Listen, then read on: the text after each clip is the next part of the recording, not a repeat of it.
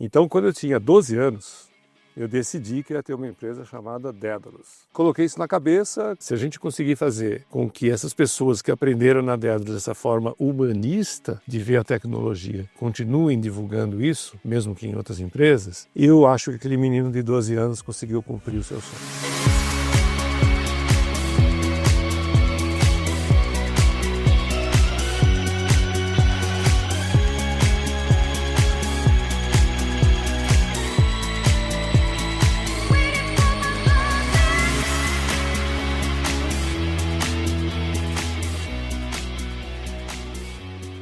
Olá, sejam todos muito bem-vindos ao Histórias da TI.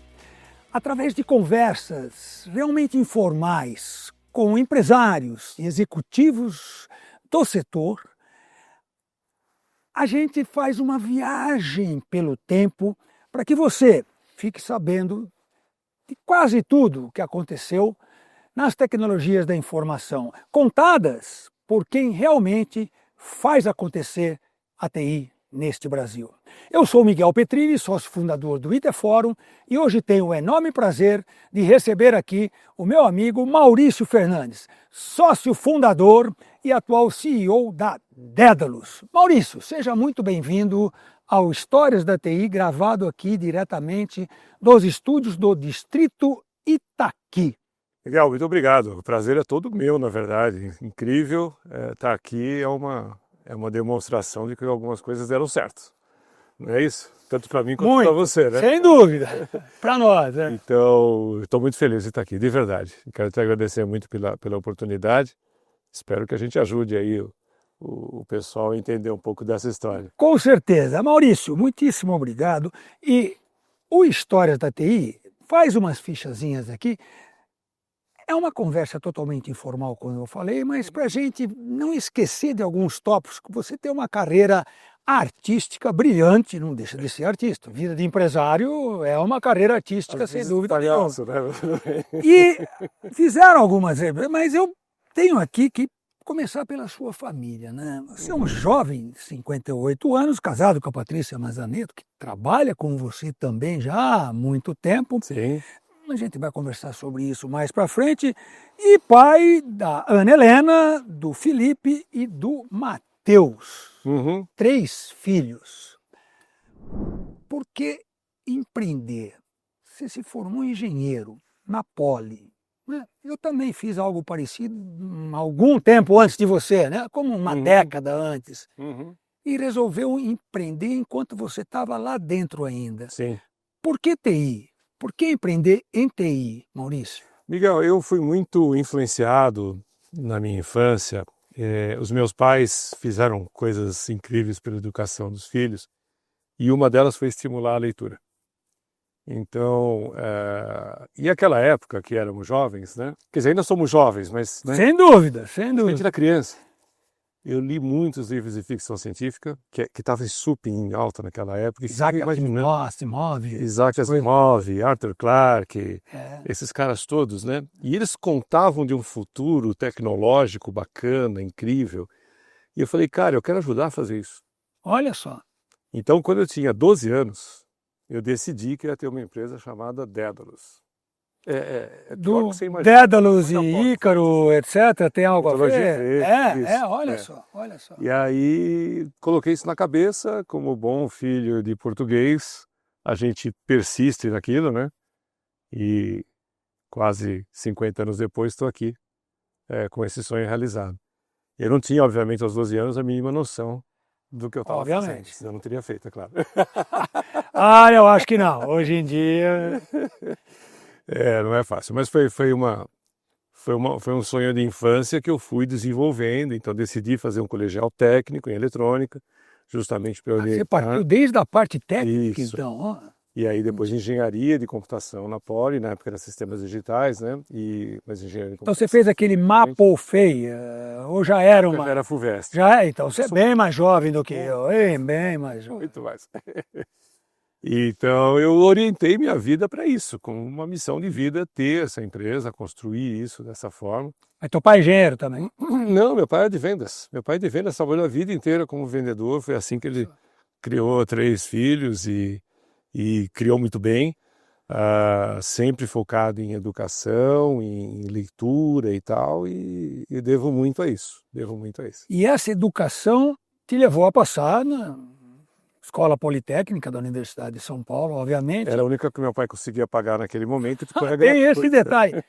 É importante, não só é empresário quem tem muito dinheiro, mas muitos empresários têm origem mais humilde, onde o pai trabalhou muito para criar os filhos e não tinha condições de pagar escolas particulares. Então, a Universidade de São Paulo, assim como outras escolas públicas, era uma excelente saída, digamos. Era uma excelente saída.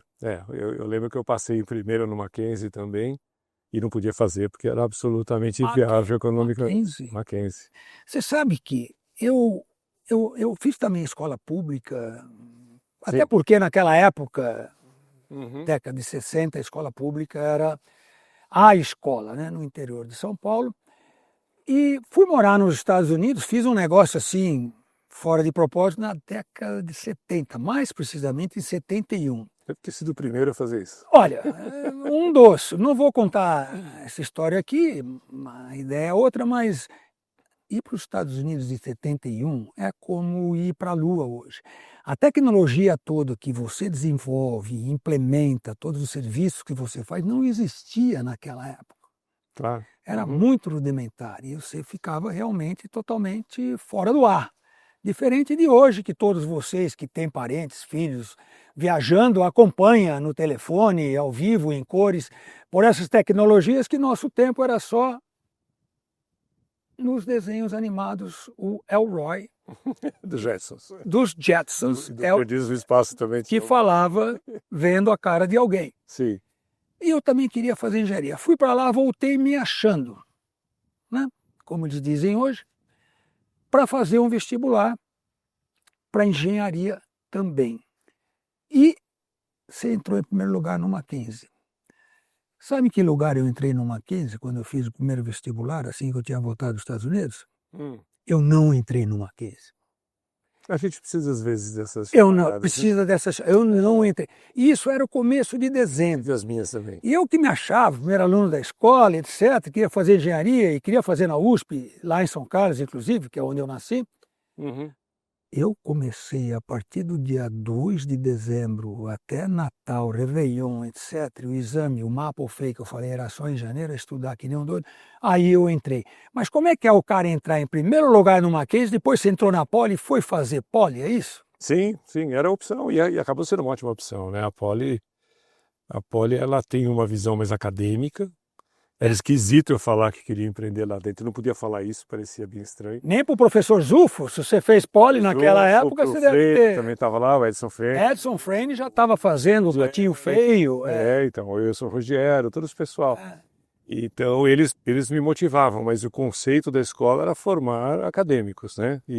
Ou engenheiros de estrito senso, né? Que tal você explicar, ótimo. Já que a gente falou de Freire, de Patinho Freire, tecnologia, que tal você explicar para os 2 milhões de pessoas que acessam todas as plataformas do IT Fórum, o que é o Patinho Feio? Esse pessoal não lembra. Pois é. Bom, foi antes de mim, mas foi na década de 70, né? Sim, foi isso, né? Existia um projeto oficial do governo federal pelas Forças Armadas, que era o Cisne Negro, que era construir o primeiro computador brasileiro. Com tecnologia 100%, as Forças Armadas sempre preocupadas com situação de defesa, etc. Vai que a gente entra em guerra contra o resto do mundo. Acho que a última coisa que a gente tem que se preocupar é ter um computador naquela hora, né? Foge para as colinas. Você já está aqui, né? Já. Todo problema. Sem verba e se sentindo indignados porque não foram escolhidos para isso, o pessoal da USP, lá da Poli, fez uma versão e jocosamente chamou de Patinho Feio. Aí não era o Cisne Negro, era um Patinho Feio. Era um Patinho Feio, era para zoar mesmo. E aí, que ficou pronto, obviamente, muito mais rápido, né? Porque o pessoal estava com sangue nos olhos. E que ficou por muito tempo lá funcionando. Quando eu fui lá fazer, ele ainda funcionava. Obviamente era uma máquina hoje ancestral, né?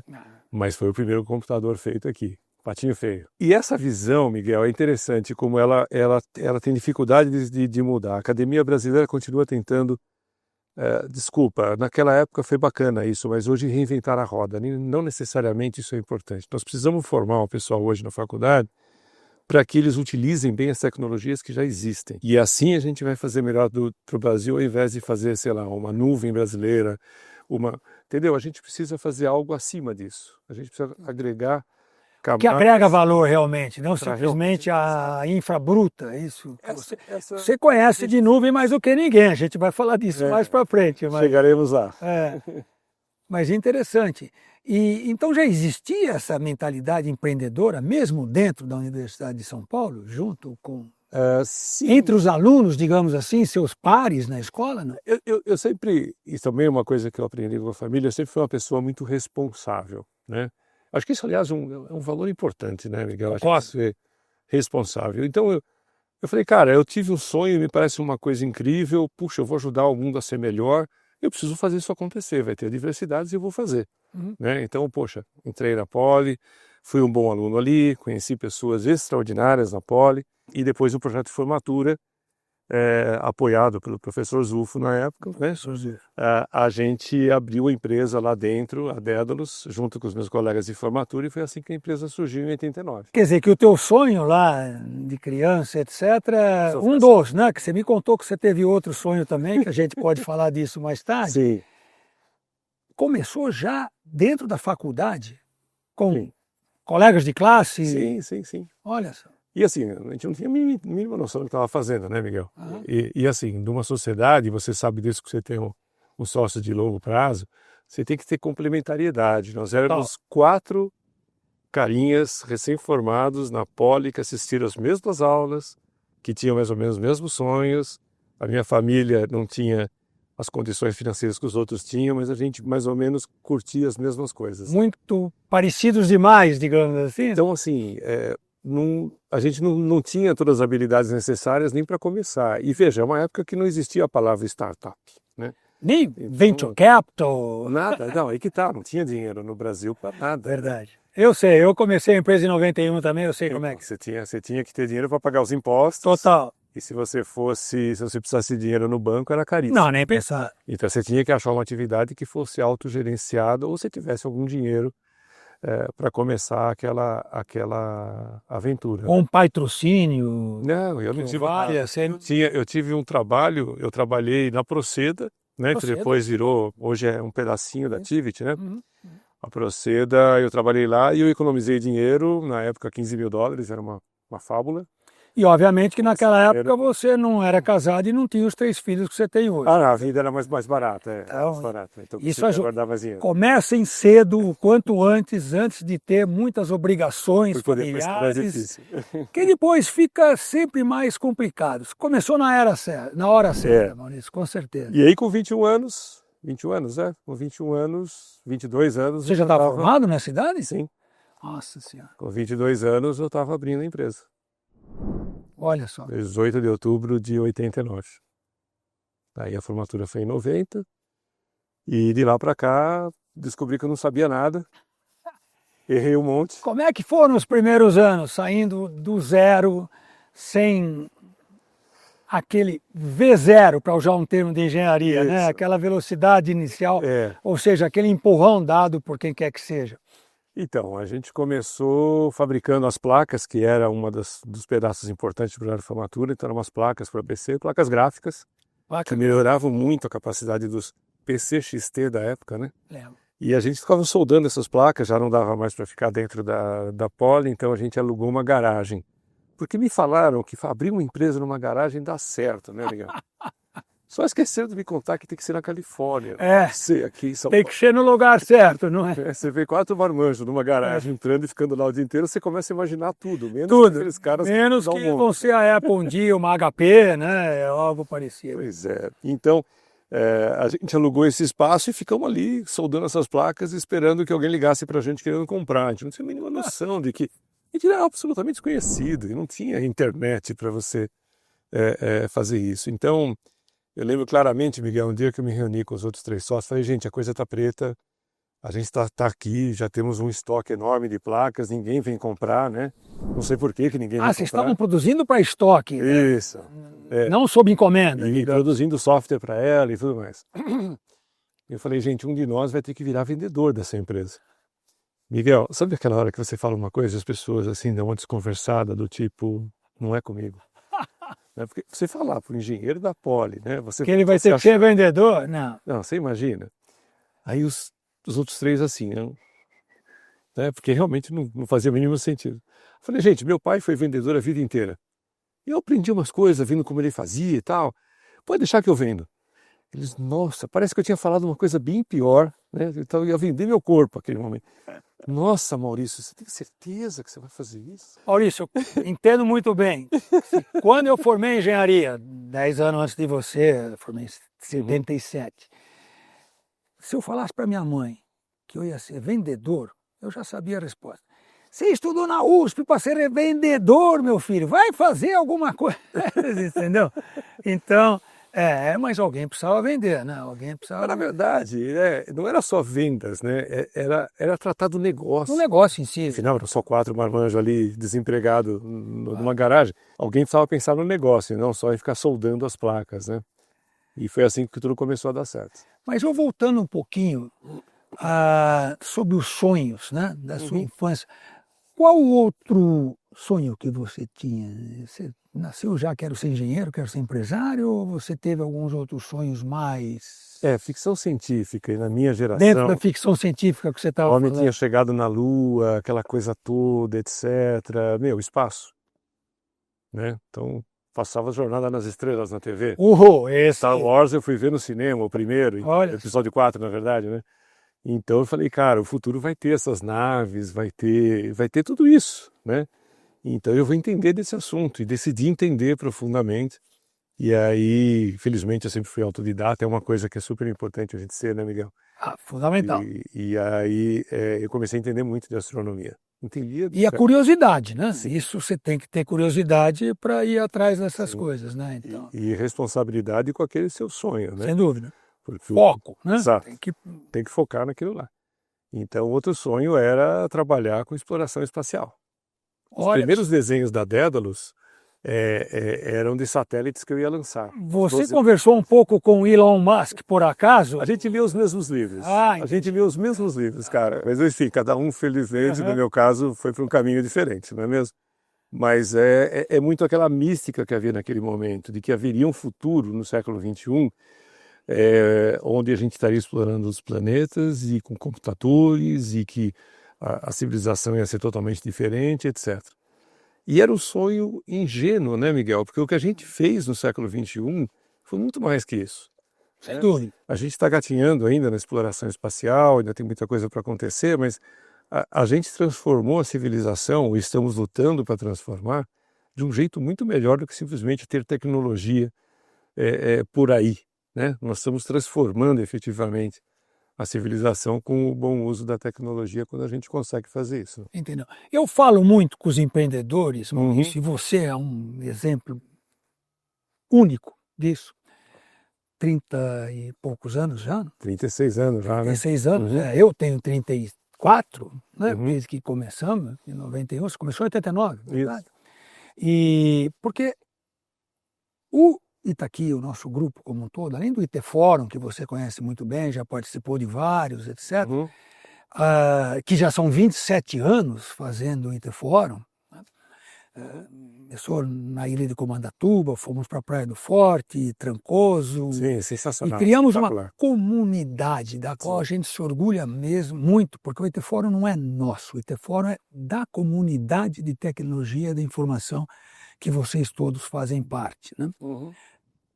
A gente tem o que é uma empresa nossa, chama-se IT Invest, de investimentos, e a gente levantou fundo de investimento para fazer o investimento inicial em startups. Você que está começando a sua empresa em tecnologia, B2B, né? Aí a gente não pode abrir o leque demais, business to business realmente, a gente faz esse trabalho. Então, essa nossa conversa, eu estou explorando bastante essa sua parte empreendedora, e hoje é muito mais fácil, né, em termos de encontrar financiamento, em termos de ter suporte. Obviamente que não é porque eu tenho um pai que tem dinheiro ou eu vou fazer qualquer PowerPoint, né, qualquer apresentação bonita e vou bater na porta dos fundos de investimentos e vão me dar dinheiro.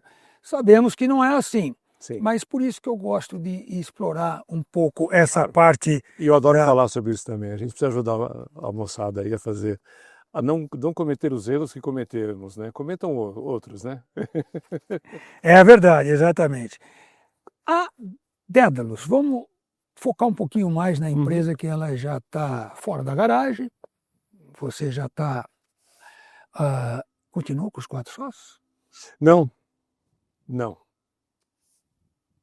Acontece. Eu não vim aqui para falar de mim, mas desde 91 estou com o mesmo sócio até hoje, né? Adelson de Souza, meu sócio, amigo, parceiro de vida, que começamos lá atrás trazendo a revista Byte para o Brasil, né? E depois vieram as outras tantas, etc. Mas pode ser que não continue com o mesmo sócio, pode ser que tenha que mudar de sócios. Você trocou de sócios ou qual foi a decisão no momento? Continuar sozinho? Quando a empresa começou a crescer, o que aconteceu? A gente começou a vender essas placas e esbarramos numa empresa que estava chegando no Brasil. Veja, é o período de transição da reserva de informática para o mercado aberto. Lembro da reserva de informática. E aí chegou no Brasil uma empresa incrível que foi, alguns anos depois, se transformou na empresa mais valiosa do mundo, que é a Sun Microsystems. Sun Microsystems. A Sun tinha um lema, a gente sabe máquinas potentes, maravilhosas, né? Gigantes, caríssimas, né? E a gente rodava, a internet rodava dentro da Sun, né? E eram servidores incríveis. E eles tinham um slogan que um dia a gente precisa explorar isso um pouco mais. O slogan da Sun era "The network is the computer". Eles falavam isso na década de 80. Nem eu lembro disso. The network is the computer. Ou seja, eles entendiam que a rede que a gente estava criando, a internet, na verdade era o computador. Veja que cloud computing vai surgir 15 anos depois desse slogan, 15 anos depois. Bem... Mas assim, cara, era visionário, como muitas coisas que eles fizeram. Mas enfim, naquele momento a Sun era uma empresa pequena, ficava ali numa casinha na República do Líbano, lembra? Você deve ter ido lá. Lembro. E aí a gente acabou virando fundos por deles, Parque né? do Ibirapuera. Sim, a gente ficava ali na tarde, né? E aí a gente começou a trabalhar junto com eles, ajudando eles a entregar essas máquinas para os clientes. Ou seja, como que uma empresa vai fazer um downsizing, que é o que se fazia na época de um mainframe, para o que se chamava de plataforma baixa, que eram máquinas de $1 milhão, né? Isso era a plataforma baixa. E aí a gente entrava com os nossos serviços, a gente se especializou nisso para conseguir fazer a implementação desses projetos que eram extremamente complexos. Foi aí que a empresa começou a crescer rapidamente, começou a contratar gente, E aí os meus sócios, que não tinham esse veio tão empreendedor, a gente acabou achando que era melhor se separar, porque eu queria e eu sempre arrisquei muito, porque eu tenho confiança. Também é uma coisa que meus pais me deram, que eu confiasse muito nas minhas capacidades. E aí eu comecei a arriscar muito. Eles Maurício, mas pô, você vai fazer isso? Será que vai dar certo? Eu falei, cara, tem um jeito de saber, vamos tentar. Empreendedor tem que ter coragem antes de mais nada, né? Tem que assumir certos riscos, né? Então, Maurício, deixou de ser uma indústria de fabricar aquelas placas, né, para pôr no estoque e depois vender, para passar a integrar sistemas, incluindo serviços, é isso? Isso mesmo. Na verdade, indústria você foi bem generoso, né? Não deixa de Estávamos nós lá no ferro de solda e desenvolvendo software em C. Eu era o desenvolvedor, eu e o Felipe, e o Alexandre era o faz tudo, ele entendia de todos os lados da tecnologia, e o Daniel era o cara que projetava as placas, né? Éramos nós 4. Aí, quando entra nessa fase de integração de sistemas, o que estava acontecendo? A Sun começou a vender muito no Brasil. Você deve lembrar dessa muito. década de 90. Foram nossos clientes lá atrás, né? Byte. Meu Deus, vendeu. E depois no próprio interface. Sei lá, talvez mais de 20 mil servidores foram vendidos. Uns 6 mil fui eu que vendi e entreguei. E a gente fazia a venda das máquinas e os serviços profissionais necessários para fazer esse troço funcionar. É uma máquina muito sensível, tinha vários detalhes ali de integração que precisam ser feitos. E foi assim que a gente cresceu e saímos, né, da garagem e de repente a gente chegamos a ter 23 escritórios no Brasil inteiro. Nossa. Porque a gente tinha que estar perto de onde o cliente comprava. E o sistema Telebrás, né, as telcos, compravam muito essas máquinas para toda a parte de bilhetagem, controle de tráfego, etc. Então a gente tinha clientes no Brasil inteiro, da Teleamazônia. Como é que atendia isso? Então você já estava com uma estrutura, porque o que eu posso falar para todo mundo é que crescer dói. Diz uma criança que está crescendo rápido demais, que tem dores nos joelhos, aquela coisa toda, você vai no médico, é aquela dor do crescimento, vale para a empresa. Como é que foi crescer nessa velocidade lá atrás, Maurício? Então, e eu era mais jovem, né? Eu tinha 30 anos quando isso aconteceu. Eu, francamente, me empolguei demais. Eu me achava, né? Você voltou se achando? Eu também me achava pra caramba. E perdi algumas oportunidades, mas investi para que várias coisas dessem muito certo. E, de repente, tinha uma empresa com, sei lá, 150 funcionários, 200 funcionários, com escritórios no Brasil em 23 escritórios no Brasil, 2 depósitos nos Estados Unidos, um em cada costa, para fazer a exportação dos servidores para o Brasil. E a coisa bombando. A importação, você trazia? Pallets, aquela coisa toda, tinha uma área de importação. E aí tinha que pagar, né? Aquilo, obviamente, carta de crédito, mandar para receber de volta. Não era assim. A importação naquela época... Uma operação complicada. Era como trazer coisas da Lua, usando a sua analogia. É verdade. Mas isso foi muito legal, porque a gente conheceu grandes companhias, eu tive grandes funcionários, foi aí que eu comecei a perceber que uma das nossas missões era formar gente, e nós formamos milhares de profissionais que até hoje estão no mercado, muitos deles muito bem posicionados, especialmente nessa época da década de 90, 2000, pela ajuda deles, né, e por todo mundo vestir a camisa, acreditar nesse sonho, a empresa foi muito bem sucedida, até que veio a bolha da internet. Né? Mas antes disso, você falou de funcionário, deixa eu abrir um parênteses aqui, para que todo mundo possa entender, quando você fala de funcionários capazes, etc., é que não era só aquele pessoal que veio de dentro, que foi cria da Daedalus, né?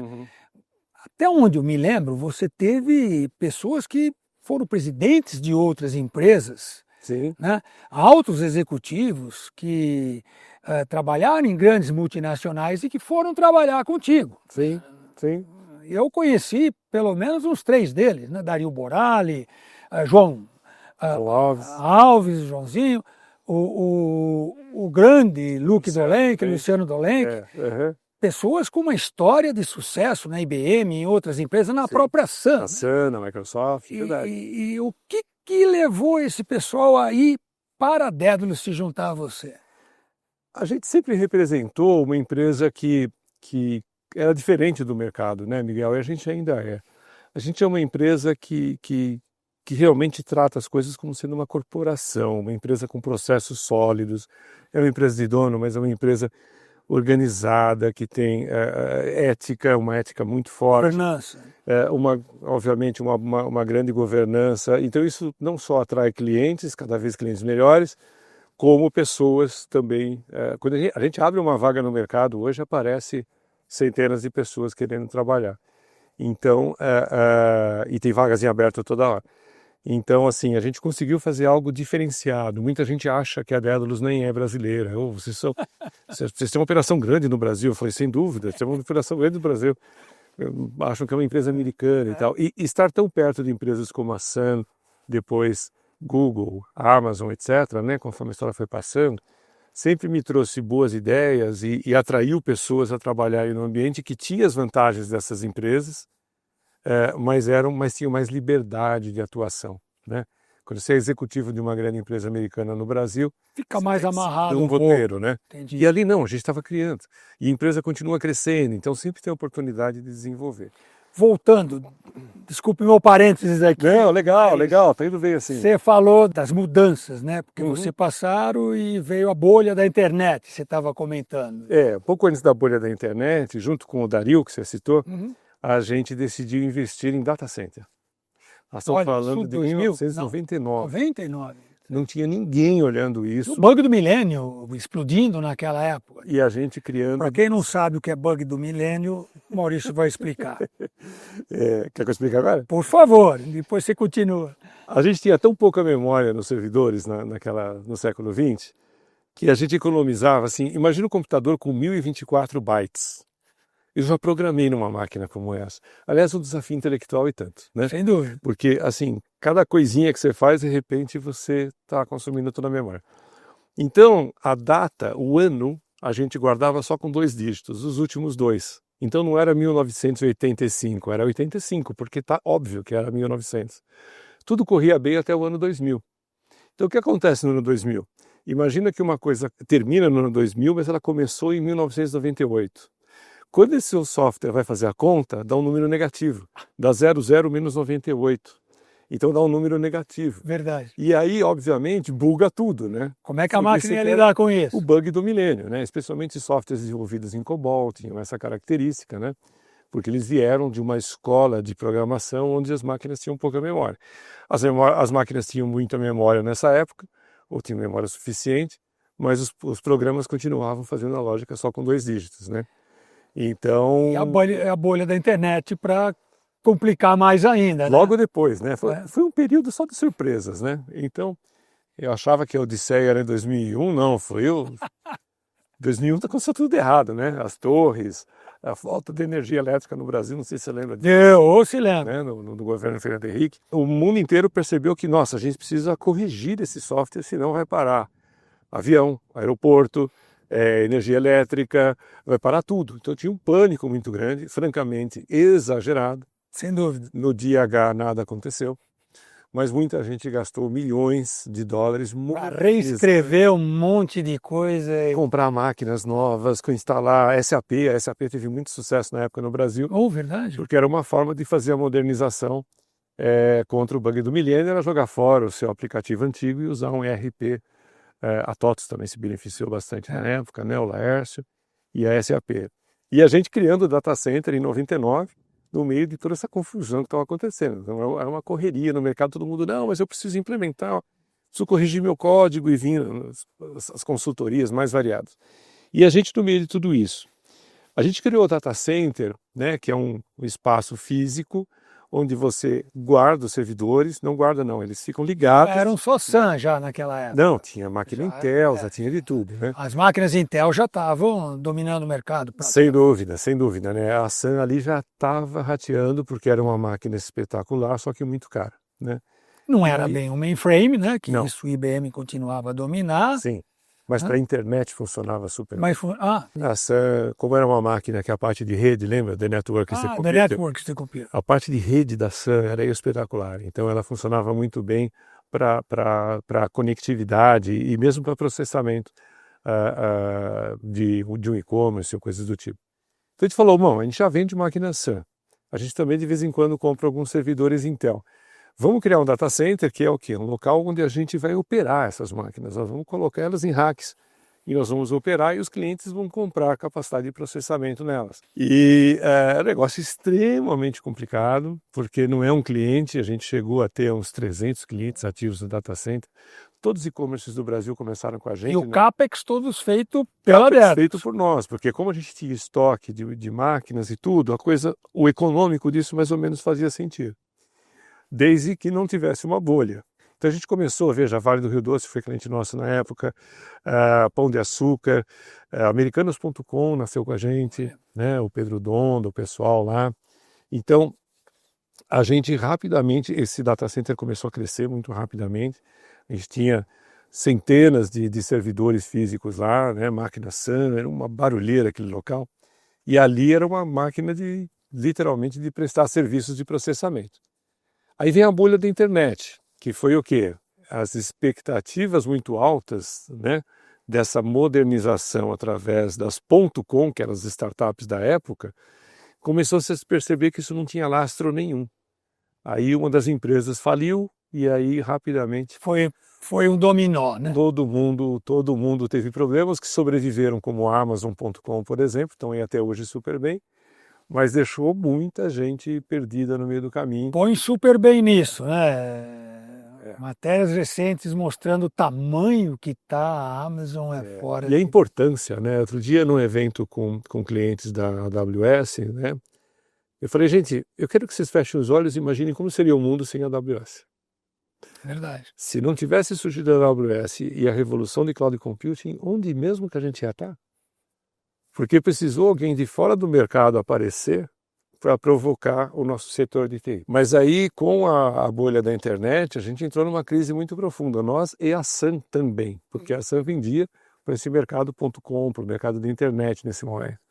Que esses já tinham dinheiro de investidores, de fundos, tal. Aí já não é o mundo que você começou a empreender, muito menos que eu comecei a empreender. Já era um mundo e carregado. Eles tiraram o dinheiro das .coms, que não compravam mais máquinas Sun para rodar. Onde não importava dar lucro, né, na época. O que importava era mercado. Hoje tem um pessoal que continua acreditando nisso, que não precisa dar lucro. Né? A vantagem de ficar velho é que você vê certas coisas se repetindo, né, Miguel? Para quem está nos assistindo, passamos por todos esses altos e baixos como empresário você tem. Antigamente o lucro era algo que não se preocupa, vai dar lucro um dia. A Amazon foi assim. Mas a Amazon é um ponto absolutamente fora da curva. Mas ela tinha um plano. Tinha um plano de longo prazo, que é o plano.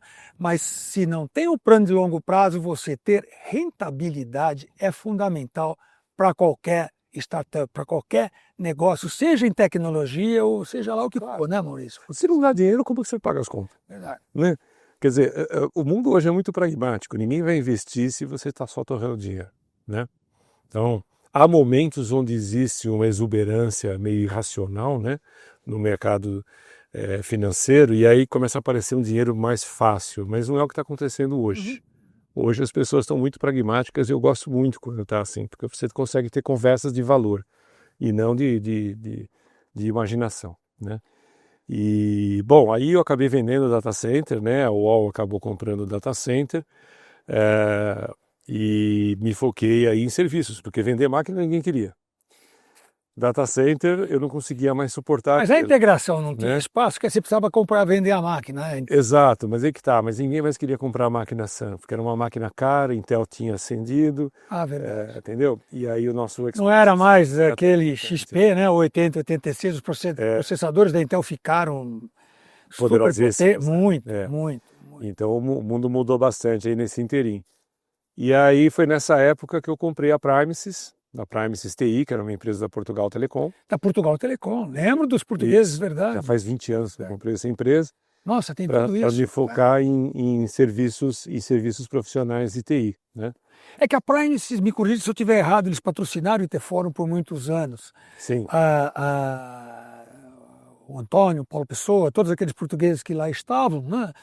E eram grandes empresas só os seus clientes, não era isso? Na verdade, eles tinham a cauda longa para atender a padaria da esquina? Não, é que eles tinham duas divisões. Tinha a divisão que a Embratel comprou, que é a Primesys Telecom. Isso, fato. Tá? E tinha a Primesys TI, que eram os projetos de outsourcing que andavam junto com esses projetos de telecom. Que era, obviamente, a parte menor. Eu estava absolutamente sem recursos, era uma empresa pequena. E a gente comprou essa empresa e meio que ressurgimos através dela, né, em 2006. Isso 2006, já 2006. um pouquinho antes da marolinha de 2008, né? Quando Aí as coisas começaram a melhorar e veio a crise de 2008. Quando a crise das subprimes lá nos Estados Unidos quebra o Lehman Brothers em 15 de setembro E o mercado de 2008, que o mercado financeiro não acreditava que uma instituição como Lehman Brothers poderia quebrar. Sim, e quebrou. E quebrou. Né? Então aí você enfrentou mais uma turbulência tipo marolinha ou foi um pouco mais que Não, isso? ali foi o fundo do poço, Miguel. Você tem ideia, em 2009, que foi o ano logo depois do Outubro Negro de 2008, a gente faturou 9 milhões de reais o ano inteiro. Olha. 9 milhões. Né? Hoje a gente fatura 400 milhões. Então você vê em 15 Meu anos... Deus! Se fizer as contas disso, nem ações da NVIDIA, né? Que placa... Muito trabalho, Se você tivesse lá atrás, só uma brincadeira, todo mundo sabe o que é a NVIDIA hoje, né? Uma empresa cujo valor de mercado coloca entre a quarta e a quinta maior economia do mundo, né? É maior que o PIB de grandes países aí. Se você tivesse começado lá atrás, ao invés de fazer aquelas plaquinhas gráficas, tivesse feito uma plaquinha gráfica, que a NVIDIA fazia. Sim, GPU é gráfico. Exatamente, mas tivesse dado uma forçadinha a mais.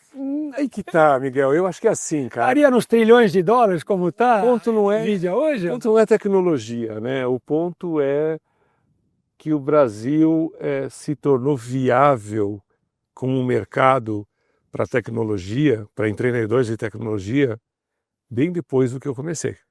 Né? Naquela época não havia a mínima condição. Então, a Nvidia, ela nasceu dentro de um mercado capitalista, com capital, investindo nela, ela tendo acesso a esse dinheiro. Eu nunca tive acesso a dinheiro fácil, nunca. Sempre o dinheiro... Tinha que gerar caixa na empresa para poder investir. Daí precisa ter lucro. Porque você né? continua, até onde eu sei, Dédalus Maurício Fernandes. Sim. Sócio majoritário e único. Isso não mesmo. Tem fundos, não tem investidor, não tem nada. Não estou falando para vocês que essa é a solução. Não tem fugir. Né? Muitas empresas investidas da IT Invest, junto com a Domo Invest, que é o nosso grande parceiro no fundo Domo Enterprise, já são 16 investidas. Dinheiro de fundo é fundamental você pegar principalmente a experiência desses venture capital. Né?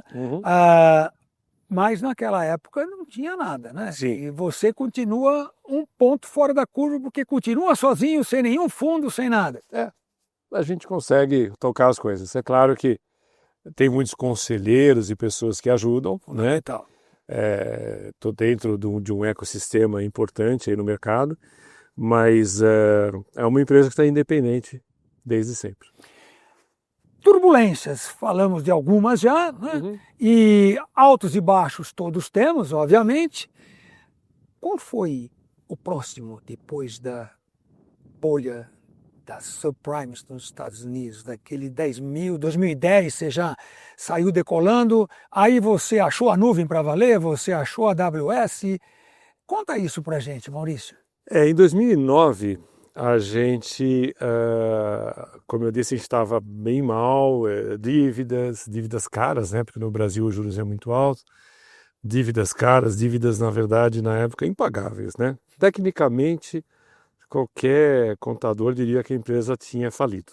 E aí... Eu estou rindo porque falaram isso para a gente também, entendeu? Numa certa época. Então... E aí eu comecei a prestar atenção em cloud e a gente começou uma parceria com a Google, que vem até hoje, 16 anos a gente tem parceria com a Google.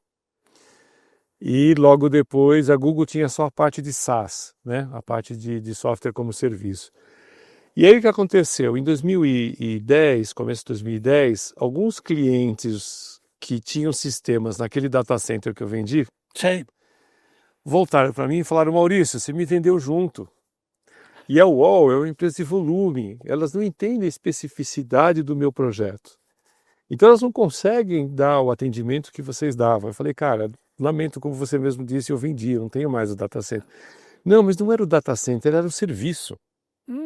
Será que você não consegue me prestar o serviço de alguma outra forma? Porque o físico ali não interessava muito onde estivesse o servidor ou onde estivesse rodando os sistemas. O serviço era que fazia a diferença. E aí eu falei: olha, vocês não querem testar? Tem uma empresa que está vendendo servidores por hora. Então você não precisa se comprometer em comprar a máquina, leasing, não. O uso. Você paga por hora. Nossa, mas que coisa estranha. As coisas funcionam. Você vai acessar esses servidores pela internet. Nossa, mas que estranho. Tem disco também. Funciona. Vamos aprender junto? Vamos. Aí subimos Natura. Empresas, né? Gigantes, busca-pé. Mas eram projetos pequenos dentro dessas empresas. Grandes empresas, pequenos negócios. Claro. Mas enfim, fomos lá, subimos um aqui, outro ali. Bom, aí a gente já tinha uns 60 servidores rodando na nuvem. Que empresa era essa? Amazon. E eu tentando explicar para todo mundo: não, calma, eles vendem livro e também vendem disco. E servidor. Não foi fácil, isso eu vivi, não foi fácil. Não foi nada fácil. E aí... Muita gente não sabe que a AWS é Amazon Web Services, né? Prestava serviço para a Amazon e depois resolveu abrir para a terceira. Empresa que hoje... E hoje está mais de 100 bilhões a última vez que eu vi esses números. Faturamento, deve fazer 160 bi. 160 bi. E aí... De dólares. De dólares, né? Mas enfim, nós estamos em 2010, eles não faturavam nenhum bi na época. Verdade. Né? E aí me liga alguém de Seattle, né, a sede da Amazon fica em Seattle, e fala assim, olha senhor, só para checar aqui, você tem 65 servidores com a gente? Eu falei, sim, sim. Não, parabéns. Para eles era um número razoável e para nós também. Escuta, você é do Brasil, é isso? Sabe aquela hora que você percebe que a pessoa acha que está falando com alguém no meio da selva? Assim, né? Como nós estamos aqui, né? Essa sala viva que a gente chama aqui é um dos estúdios do Distrito Itaqui, né?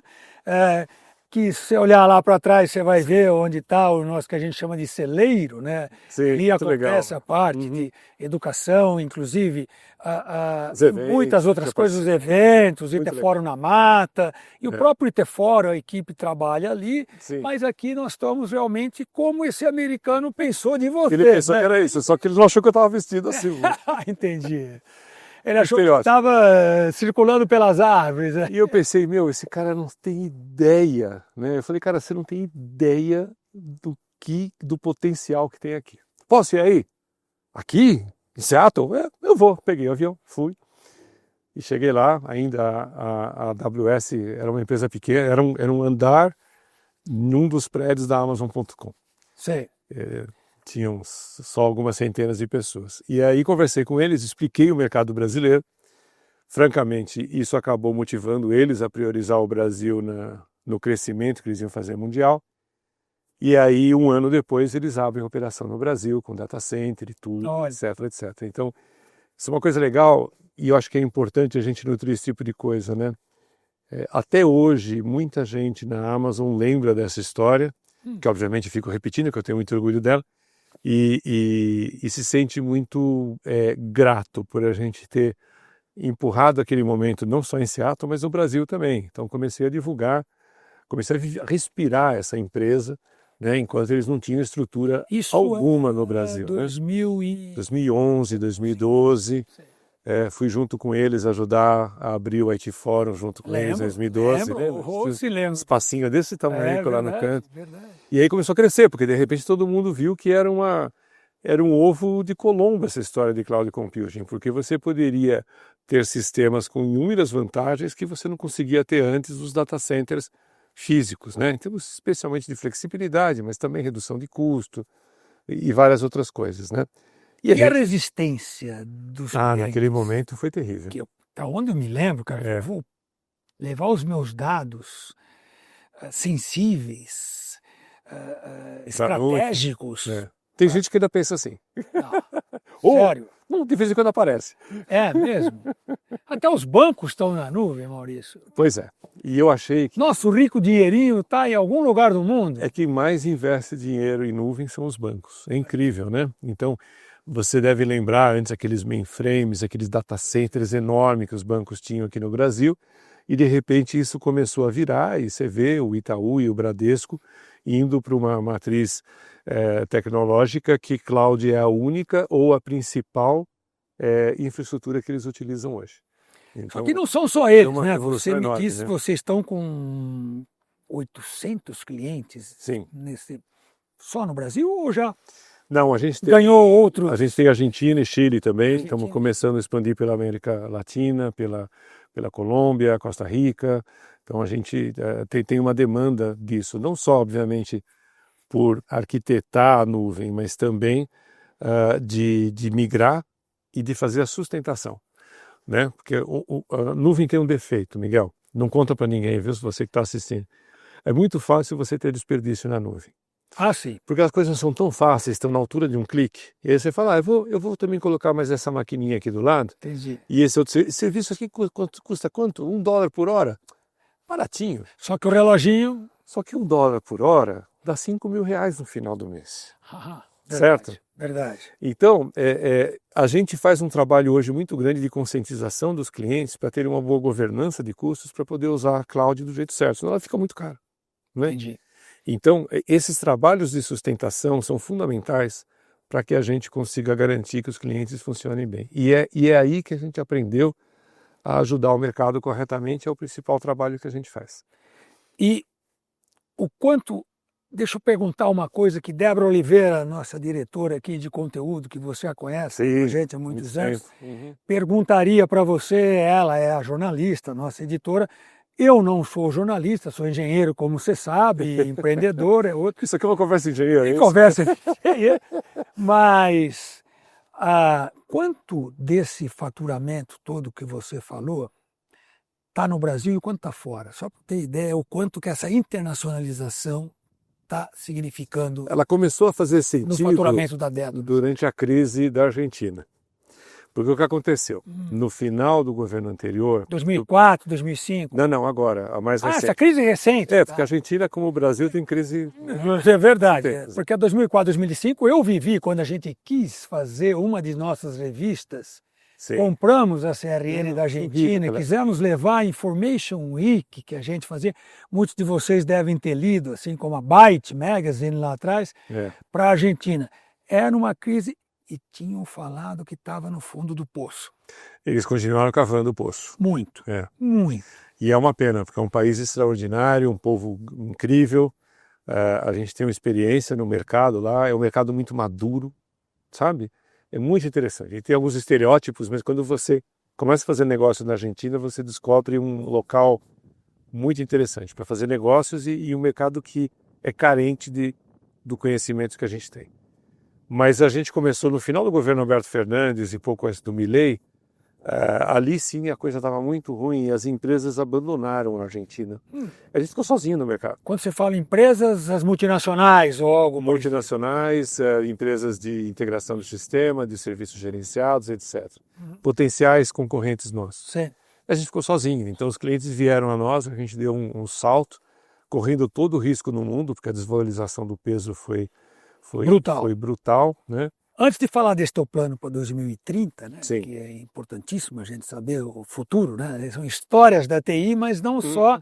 Estamos construindo as histórias. Estamos construindo, né? O que passou é fundamental para a gente aprender com os erros do passado, né?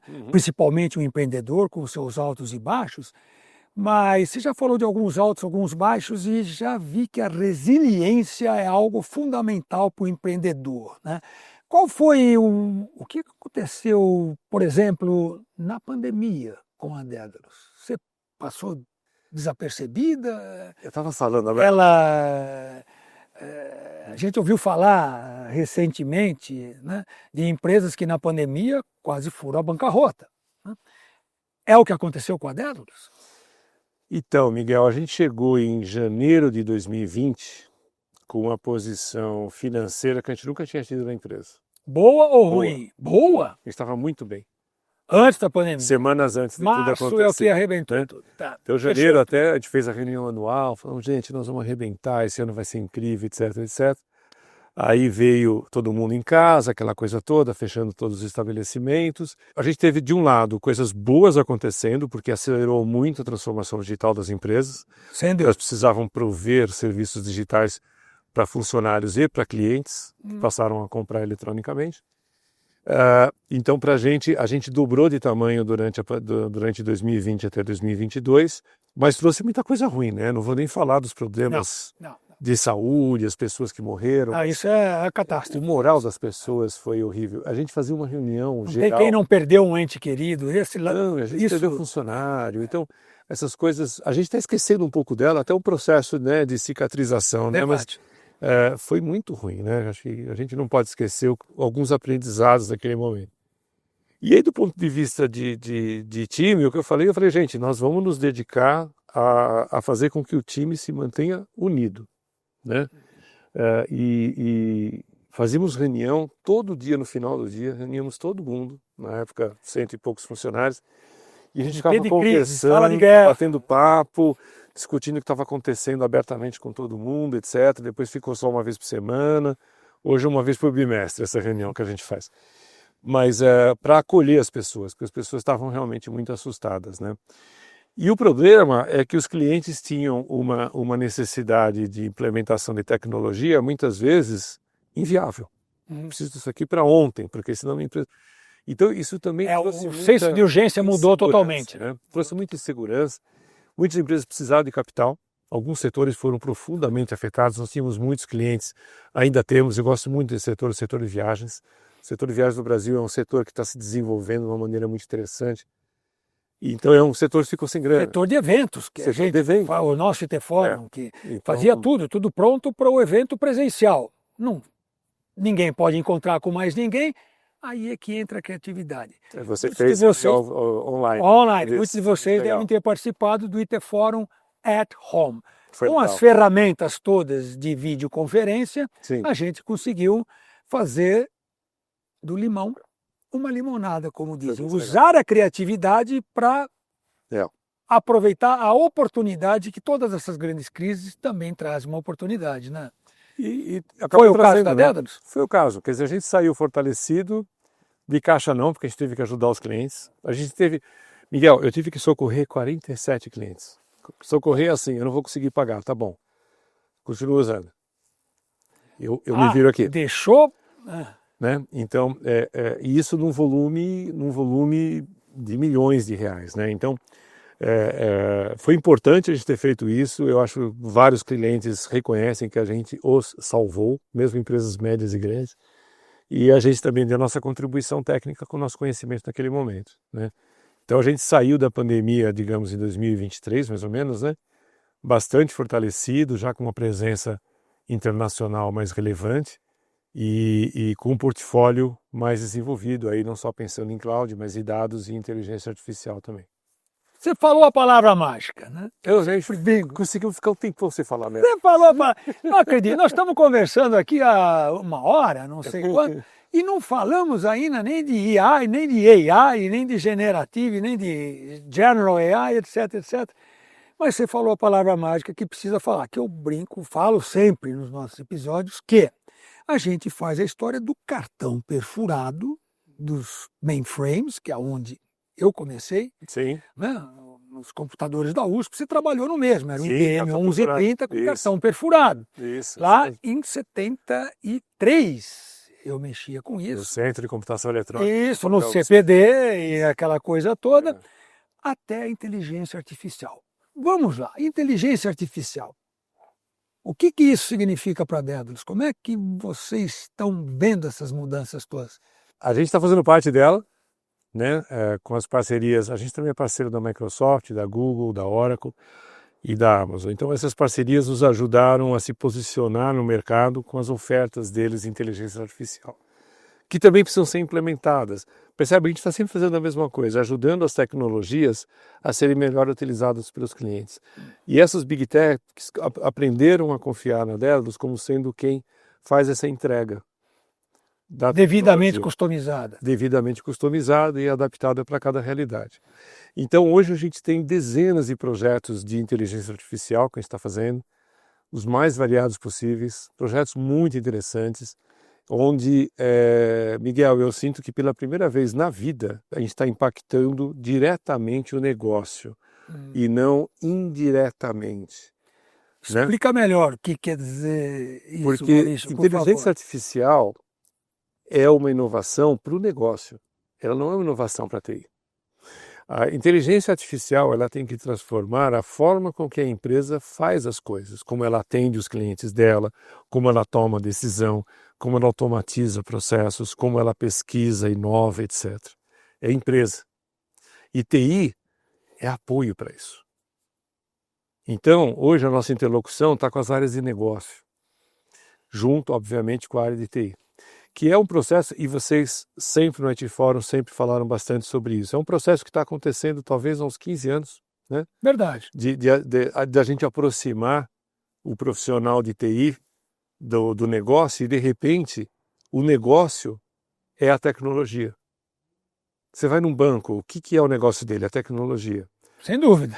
Você vai na educação, é a tecnologia. Em qualquer ramo da economia, a tecnologia se tornou central. Sem ela, esquece, sem ela não, né? Se comparar com o que era no passado. Então, inteligência artificial para mim é o momento onde você tem esse ponto de inflexão, onde a gente definitivamente começa a trabalhar para as empresas e não para a TI das empresas.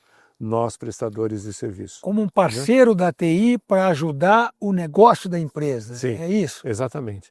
E isso eu sinto que todos os nossos pares, todas as outras empresas estão vivendo mais ou menos a mesma situação. E nós, obviamente, não estamos muito preparados para isso.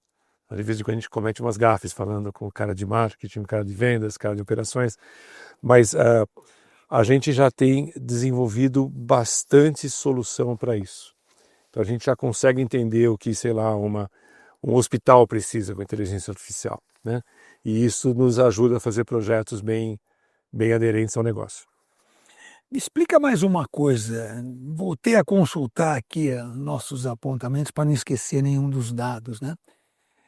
Uma peculiaridade sobre Maurício Fernandes e Dédalus é que você tem 36 anos de empresa. Nós temos 34, 36 anos de empresa.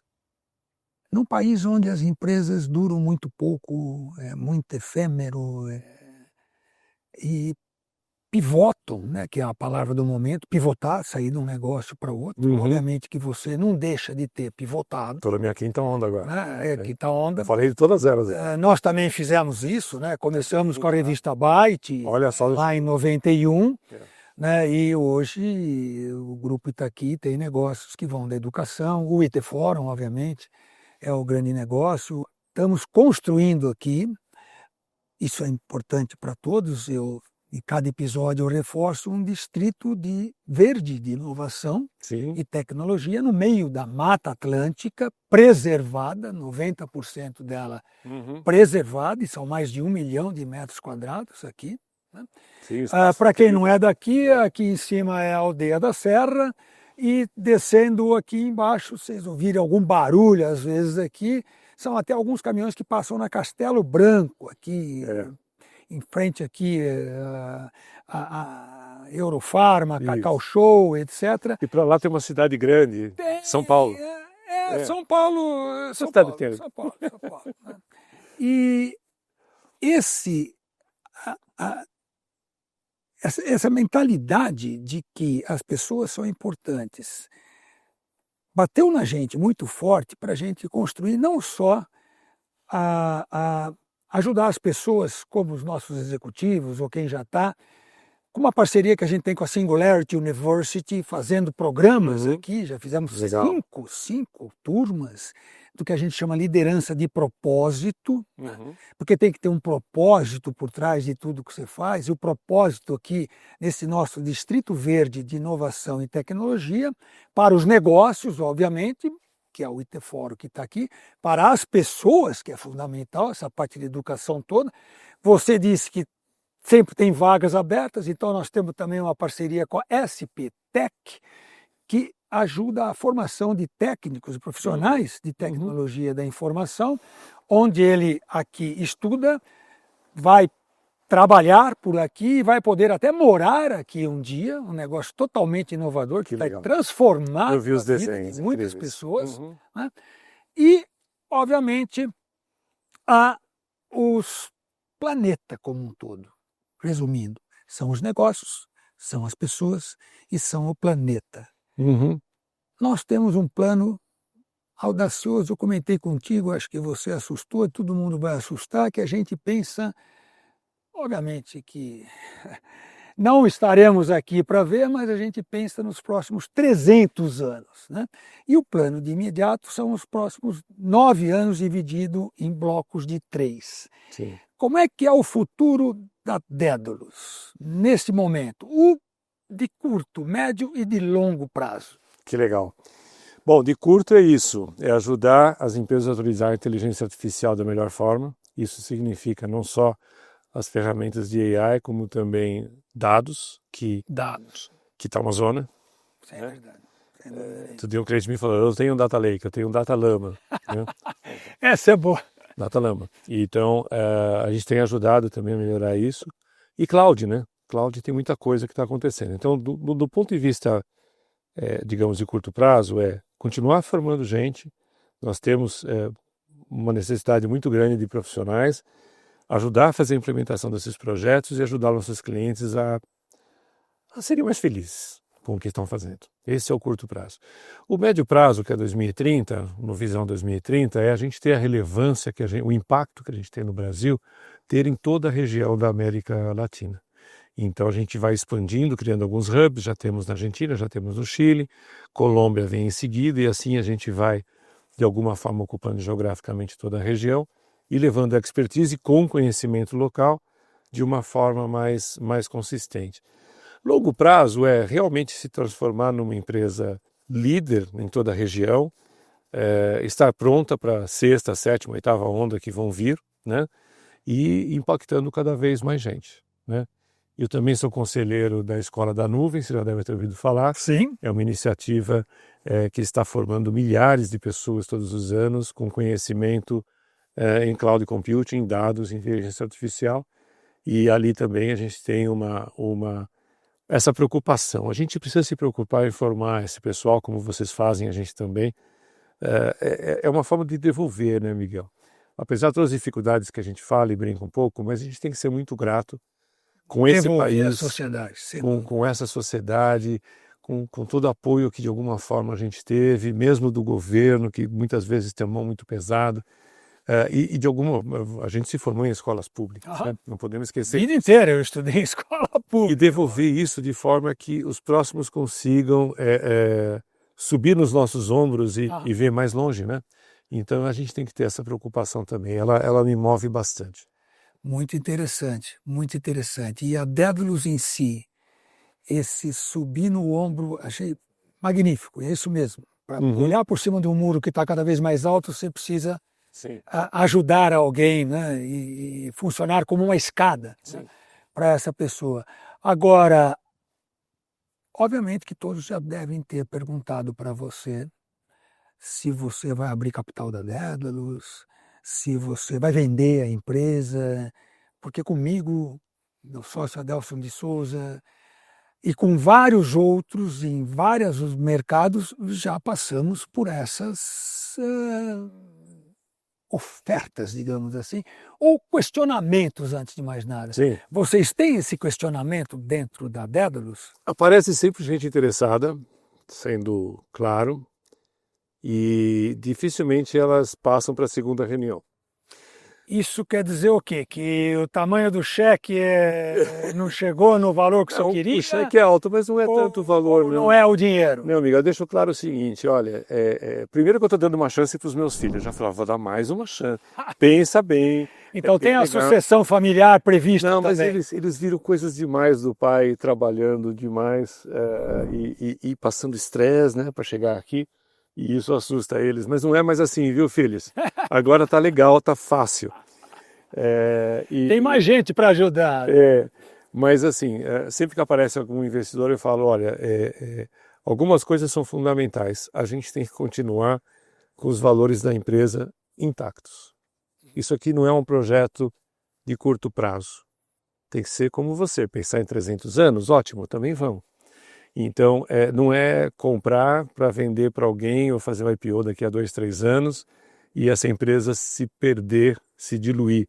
Como foi meu data center, eu vendi e ele se diluiu dentro da UOL, hoje não existe mais, as pessoas saíram todas, some. Né? Então eu não quero viver isso de novo. Eu tenho pessoas que me acompanham, algumas delas há décadas, e essas pessoas merecem ser tratadas nas suas carreiras. Então, e os clientes também. A gente não pode abalar o cliente de falar, não, mas agora não é mais o Maurício, que você pode, todo cliente pode me ligar, e alguns me ligam, WhatsApp e tal. Não, agora não é, agora a nossa regra é tal. E aí acaba não acontecendo a segunda reunião. Porque tipicamente, você sabe disso, Miguel, o mercado ele está muito imediatista há muito tempo. Então, de vez em quando aparece alguém comprando de longo prazo e esses nós vamos para a segunda reunião. Entendi. Não é com certeza o dinheiro daquele fundo especulativo ou alguém que quer entrar e sair em 3 anos ou algo como... Porque você está longe de ser uma startup, né? Que precisa dobrar de tamanho a cada ano, etc. E fazer o seed investment, o early stage que a gente faz no IT Invest, e Series A, Series B, é tudo em inglês lá. E você quer deixar um legado, então é isso que eu estou entendendo? E eu acho que a gente já está deixando muito desse legado hoje, Miguel. Imagine que a história encerrasse hoje. Uhum. A história da Dedalus encerra hoje. O que a gente fez? A gente formou milhares de profissionais de TI, ajudamos milhares de empresas a serem mais eficientes, baratas e modernas em vários momentos da nossa tecnologia. Inspiramos muitos empreendedores, muitas pessoas conversam comigo e eu sou conselheiro delas informal sobre o que elas devem fazer nas empresas delas. Então a gente já deu um impacto. E acho que assim, humildemente, a gente já tornou o nosso mundo um pouco melhor, né? E sempre que eu encontro com esse funcionário, é super legal, vem todos, alguns voltam, né? Essa semana voltou mais um. Olha. Então, assim, é super empolgante você ver isso, porque você fala, meu, estou fazendo as coisas do jeito certo. É possível você ter sucesso no Brasil sendo honesto, ajudando os outros, pagando tudo que você tem que pagar. O óbvio, né? Parece, né? Mas... Mas que muita gente tenta te convencer que não, aqui tem um jeitinho. Não, eu consegui provar isso. Então, acho que o legado é esse. Se a gente conseguir fazer com que essas pessoas que aprenderam na Dedalus dessa forma humanista de ver a tecnologia continuem divulgando isso, mesmo que em outras empresas, eu acho que aquele menino de 12 anos conseguiu cumprir o seu sonho. Por falar em menino de 12 anos, a gente está encaminhando para o final dessa nossa conversa aqui. Ah, sério? A não ser que eu tenha esquecido algum tópico, cara, fica à vontade, não é só Deixa a eu te minha listinha entrevistar aqui. agora. Será um prazer, será um prazer. De engenheiro para engenheiro, né? Estamos fazendo um negócio aqui sem os jornalistas do nosso IT Fórum trabalhando e fazendo aquelas entrevistas que são muito competentes, Sim. mas aquilo é outro tipo de entrevista e a gente Sim. pega empreendedores e altos executivos de multinacionais, mas também vou falar com altos executivos dessa forma, totalmente informal, não é seguindo o media training, não que não seja necessário o media training, é fundamental, mas a gente tem aqui um negócio que eu gostaria que você desse a sua opinião, sinceramente. Dentro desse plano de 300 anos que a gente trabalha aqui, que está dividido em algumas etapas, obviamente que nenhum de nós vão estar aqui, isso quer dizer que nós temos algumas coisas que são inegociáveis. Vou repetir, inegociáveis. Por exemplo, essa floresta que a gente está aqui é inegociável. Não vai ser um condomínio de casas, não vamos derrubar nada disso aqui e estamos fazendo de uma forma que eu não vou mais estar aqui, Adelson de Souza, ninguém dos nossos sócios, da família dele vai estar aqui, mas esses compromissos são inegociáveis. A educação é outro deles. Isso é o que aconteceu, por exemplo, com Stanford. A história de Stanford, você sabe como é que foi, um bilionário da Costa Leste, foi lá para a Califórnia, em Palo Alto, que era um brejo só. Você foi para Palo Alto há muito tempo atrás também, em 50 anos que aquilo mudou, imagina quando o Stanford foi para lá. Né? E Stanford continua lá, só para citar um exemplo. Né? Você tem inegociáveis na Dedalus, contigo, com a tua família? Sim. Sim, acho que o primeiro deles é ética, né? Não precisa falar muito, que as pessoas ficam tentando definir ética. Ética, tá certo? Ser humano no primeiro lugar. Isso é fundamental. Mesmo com a IA bombando? Em 2010, quando eu fui lá na AWS, eu levei, a primeira vez, quando eles eram uma empresa pequena, eu levei um PowerPoint. E o primeiro slide, fundo preto, né? Steve Jobs, fundo preto, escrito em letras garrafais, estava assim: Cloud Computing não elimina a necessidade de seres humanos. Sensacional. E eles ficaram pensando, quem deixou esse brasileiro entrar aqui no nosso prédio? Porque a Amazon nunca precisou de ser humano para te vender. Não, né? É tudo... Mas eles, alguns anos depois... É tudo transacional, né? Depois de alguns anos, muita gente da AWS... Você tinha razão aquele dia. Porque precisa de muita gente para fazer cloud funcionar. E há a mesma coisa. Então, assim, o homem tem que continuar no centro. O humanismo que foi conquistado pela civilização, pelo menos pela civilização ocidental, e foi chegando na ocidental, na oriental também, ele é fundamental para que a gente tenha esse respeito pelas pessoas e pelas organizações que as pessoas criam. Então, você colocar o ser humano no centro é super importante, né? Mesmo num mundo onde eu escuto pessoas como Peter Thiel, né? Palantir, ex-sócio de Elon Musk, etc., que ele já fez, PayPal, etc., Sim, etc., sim. falar de transhumanismo, né? Que as máquinas é que... Eu li esses livros também. Por uma outra conversa, Eu li esses livros da terminar Simone. aqui, meu amigo Maurício Fernandes, Sim, senhor. qual o recado que você daria para esses jovens todos, que a maioria desses 2 milhões de usuários que a gente tem nas nossas plataformas são mais jovens do que você, bem mais jovens do que eu, né? Gente. Não, que eu então, que precisam desse aconselhamento, além de ouvir todas essas histórias de um empreendedor com altos e baixos, de perceber que resiliência é algo fundamental entre todas as outras dicas que você já deu aí. Qual seria o recado fundamental para empreender com sucesso? Miguel, é o equilíbrio. Tem que ter o equilíbrio entre duas coisas super importantes. E eu aprendi isso fazendo, né? E depois começaram a ver todos os teóricos. É o que você imagina, é o sonho, pode usar a palavra chique, propósito, é a ideia, é a vontade, é você imaginar o futuro, como que vai ser, etc. Esse tem que estar num dos pratos da balança. O outro é a execução. O outro é a execução. O nosso setor, Se não entregar bem, não... O nosso setor sofre muito disso. Tem algumas empresas que têm ideias brilhantes, mas não conseguem entregar. Isso é dramático, né?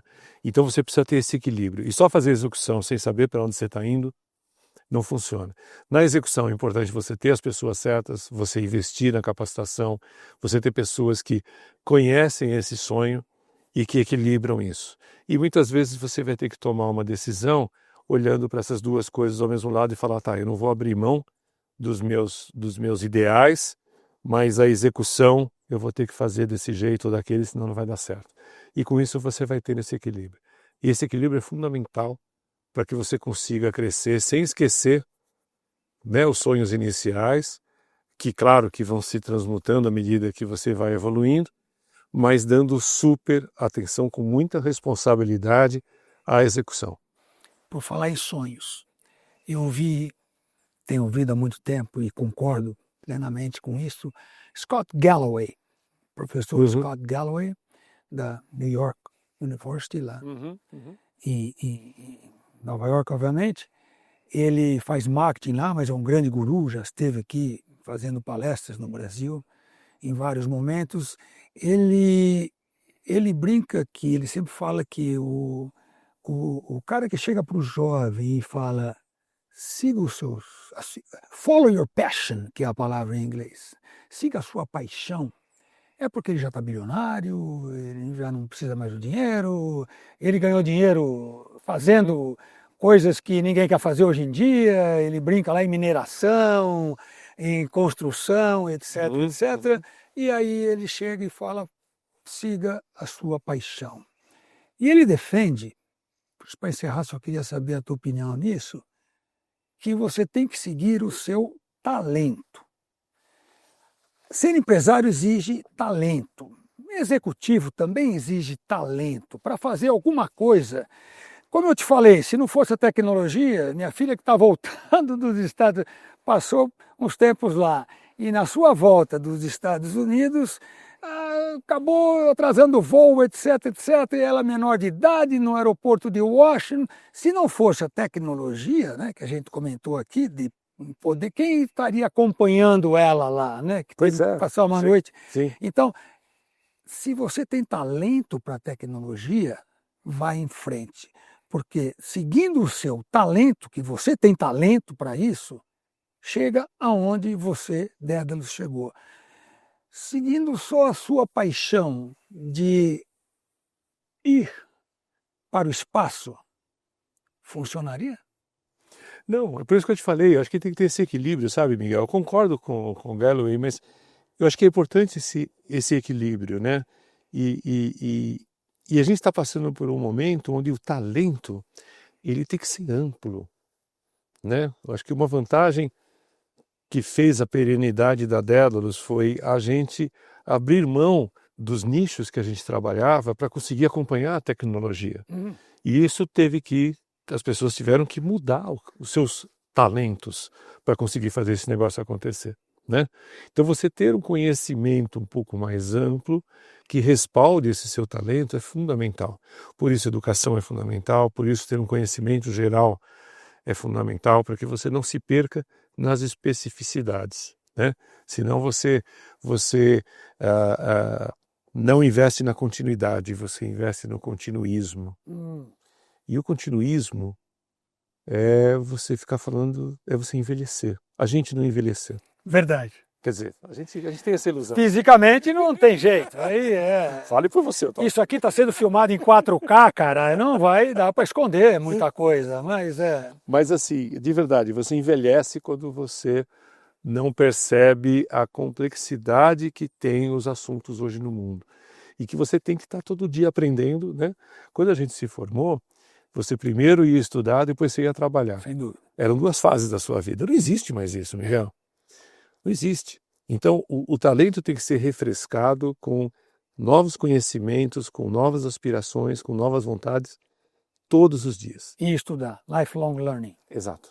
Maurício Fernandes. Miguel Petrelli. Muitíssimo obrigado por vir aqui aos estúdios do Distrito Itaqui e, cara, nos brindar com essa grande conversa. Fiquei muito feliz com isso.